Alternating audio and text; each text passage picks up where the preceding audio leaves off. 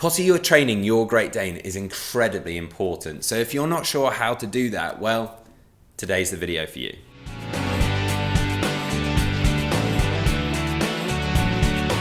Welcome back to the Fenrir Great Dane Show.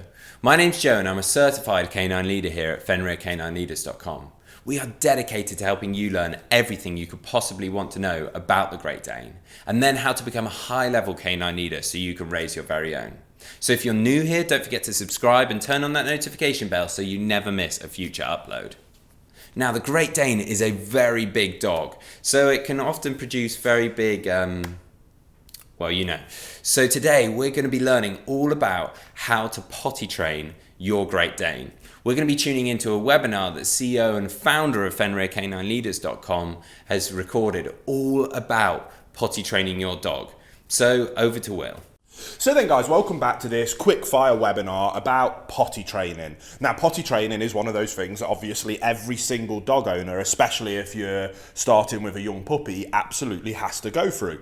Now, we put that as part of our manners process. If you've seen our Perfect Puppy course, you might know that we break everything down into manners, socialization and obedience. And for me, potty training is one of the first really easy wins that an owner can get within the realm of manners. And it's one of those things that I think far too many people overcomplicate, and it's one of those things that it's just about keeping it simple. Break it down, plan, keep it simple. What I like about toilet training is it's one of those things that we can, and I'm going to break down how I go about teaching clients to do it, or how about go when I'm helping people get into the profession, how I think they should go about doing it. And you'll know that I always talk about that we have a micro behavior, a micro issue that we're trying to solve, or a micro trick that we're trying to teach. Excellent, we can narrow down on that micro issue, but is there an opportunity to teach things on a higher macro level? And I think that potty training is one of the first examples of this. Now, from the micro, we need to teach a dog to not go number 1 or 2 inside and to do it where they should do. That's the micro issue. But what I love about my routine of teaching potty training is not only is it just incredibly successful at getting the job done really quickly, but it really helps with the macro picture of calm, consistent leadership and focusing on the consistency element of what it takes to be an excellent canine leader. So when you bring your new 8-week puppy home, or your owner's bringing a new 8-week puppy home, the way we do it is really simple. On the hour, every hour, when the puppy wakes up, after they've had a drink or something to eat. You can set that as an alarm, but you want to make it structured and routine. I always talk about routine, boundaries, structure, expectations is incredibly important for canine ownership, and this is where I say that it's an opportunity to help with the mindset of being a good dog owner at that macro level by about instilling that principle of structure and routine. So on the hour, every hour, when the dog's just woke up from a nap or after they've eaten or drunk,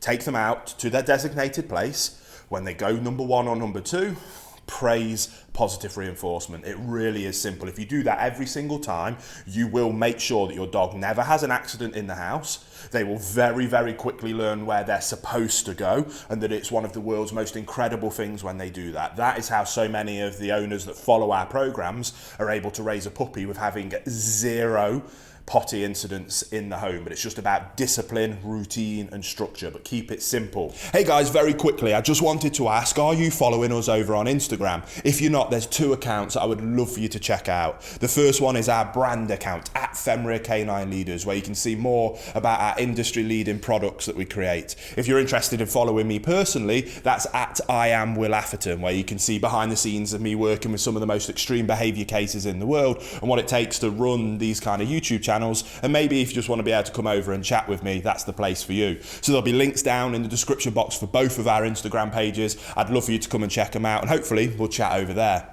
One thing that we then go on about that is it's a good opportunity to teach our owners that if the dog makes a mistake, it was the owner's fault, not the dog's fault. They missed a cue. They weren't being observant enough. They weren't being disciplined, routined or structured enough. They missed something so that it's their fault, not the dog's fault. So rather than getting angry and punishing the dog, they need to clean it up as calmly as possible, remove the scent, because if we leave any of the smell down, canine psychology, they like to go on the same thing, so if they can smell it, they'll do it again. So we clean it really thoroughly, make sure we remove any scent.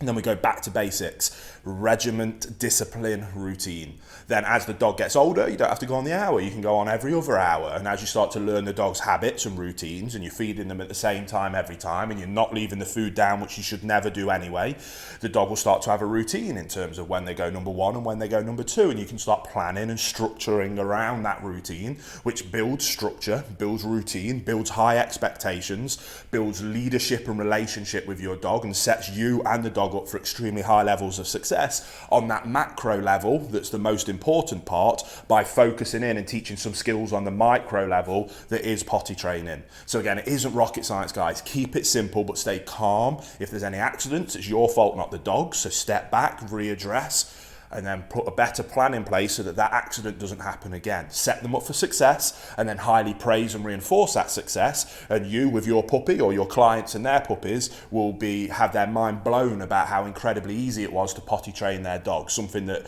so many people make it far more complicated than it needs to be. Keep it simple, keep it disciplined, keep it routined, structured. Calm, consistent leadership wins above everything else. So I hope you enjoyed that quickfire webinar. Let's move on to the next one. There you have it, guys. Some really useful information that you're going to be able to put in practice straight away with your Great Dane to train it to know where it should be going to the toilet. I really hope you enjoyed today's video. If so, get involved in the comments down below, as we would love to know all about your Great Dane and how you're getting on with your training. Don't forget to subscribe and turn on that notification bell, as we have 2 dedicated videos coming here every single week. So I can't wait to see you in the next episode of the Fenrir Great Dane Show.